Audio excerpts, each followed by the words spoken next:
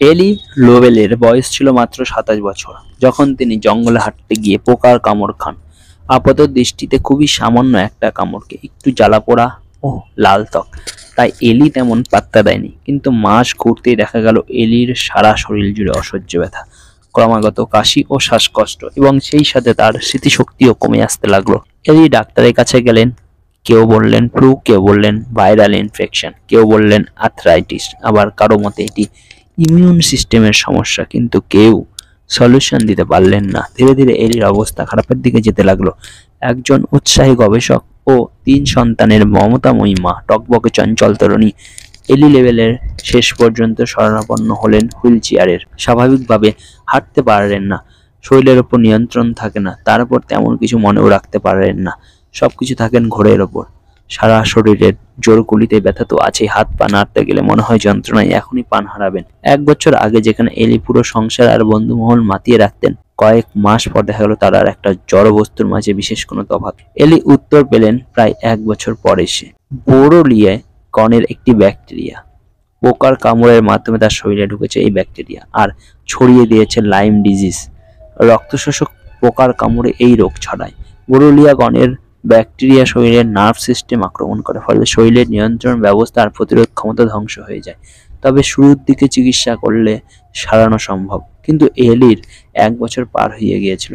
এলি মোট 15 বছর যুদ্ধ করলেন, 27 থেকে 42, তরুণী থেকে মধ্যবয়স্কা, ছেলে মেয়েও বড় হয়ে গেছে, কিন্তু এলি আগের মতো। একটা কেয়ারটেকার রেখে দিয়েছে, সে হুইল চেয়ার ধরে ঘোরায় আর বাসায় থাকলে বেডে শুয়ে থাকেন। স্মৃতিশক্তিও সব ঝাপসা। এইভাবে কতদিন বেঁচে থাকা যায়? এলি লোবেল স্বেচ্ছামত মৃত্যুর ডিসিশন নিলেন। তিনি জড়বস্তু হয়ে বেঁচে থাকতে চান না। ডাক্তার 3 মাস সময় দিয়েছিলেন, আর 3 মাস তারপরে নিজেকে শেষ করে ফেলবেন এলিন।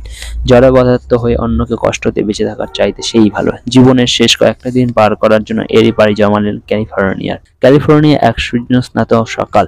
এলি কেয়ারটেকারকে বলে হুইলচেয়ার নিয়ে বাইরে বাগানে এসেছেন। আস্তে আস্তে উঠে দাঁড়িয়েছেন একটি দেওয়াল ধরে আর তাকাচ্ছেন সোনালি সূর্যের দিকে, নীল আকাশের দিকে, সবুজ প্রকৃতির দিকে। কয়েকদিন পর সবাইকে বিদায় জানিয়ে অন্ধকারে বাড়িতে জমাতে হবে। ঠিক এমন সময় একটা দুর্ঘটনা ঘটলো। হঠাৎই একটি মৌমাছি এসে কামড়ে বসলো এলির কপালে। কি হচ্ছে বুঝে ওঠার আগে এক ঝাঁক মৌমাছি এসে ঘিরে ফেললো এলিকে আর শুরু করলো দংশন। কেয়ারটেকার হুইল চেয়ার ফেলেই ভাগলো। এলি যেহেতু এক প্রকার প্যারালাইজ, তার পালানোর সৌভাগ্য হলো না। দাঁড়ানো থেকে বসে পড়লেন। শয়ে শয়ে মৌমাছি ধেয়ে এলে তার দিকে। কামড়ে কামড়ে কিছুক্ষণের মধ্যে জ্ঞান হারালো এলি। এলির মৌমাছির বিষে জন্মগত অ্যালার্জি ছিল, তারপর অলরেডি ভয়াবহ লাইম ডিজিজে প্রায় মর্মর অবস্থা, ফলে এই আক্রমণ এলির জন্য প্রাণঘাতী বলা চলে। মৌমাছি তাড়িয়ে এলিকে তার পরিবার দ্রুত যোগাযোগ করলো হাসপাতালে, কিন্তু জ্ঞান ফিরে এলে এলি জানালেন এই তার ভবিষ্যৎ। তিনি মরতে চেয়েছেন, সৃষ্টিকর্তা মৃত্যু পাঠিয়েছেন মৌমাছির ছদ্মবেশে, তাই অতএব শান্তিতে মরতে চান।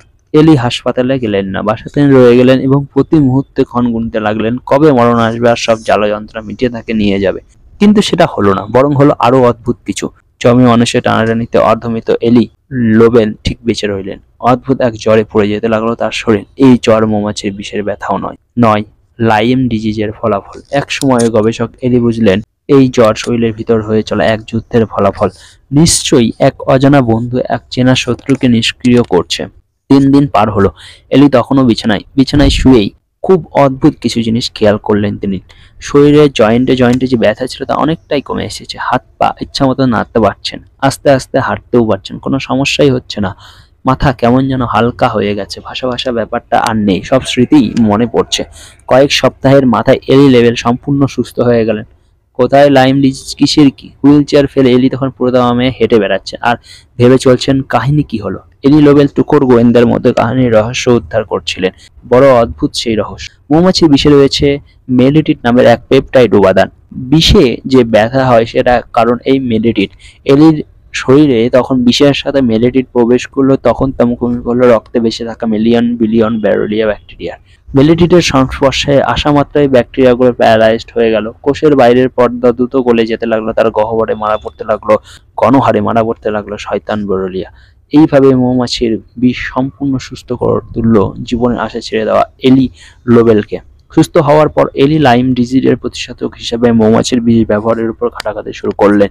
যোগাযোগ করে বি ফার্ম থেকে লাইম ডিজিজের গবেষণা সহ কয়েকটির সাথে তার প্রচেষ্টায় এই অদ্ভুত প্রতিষেধক আলোর মুখ দেখে। বিজ্ঞানীরা এখন চেষ্টা চালাচ্ছে কিভাবে মেলাটিন এক্সট্রাক্ট করে ব্রোলিয়া সম্পূর্ণ ধ্বংস করা যায়। পুরো বিষয়টি এখন গবেষণার পর্যায়ে আছে। প্রকৃতি আমাদের জন্য এখনো অবাক হওয়ার উপাদান জমিয়ে রেখেছে, ক্ষণে ক্ষণে সারপ্রাইজ। কেউ বেঁচে থাকার আশা নিয়ে প্ল্যান মাফিক দিন গুনতে শুরু করলেও দিন শেষে দেখা যায় সে মর্গে এক কোনায় পড়ে আছে, আর কেউ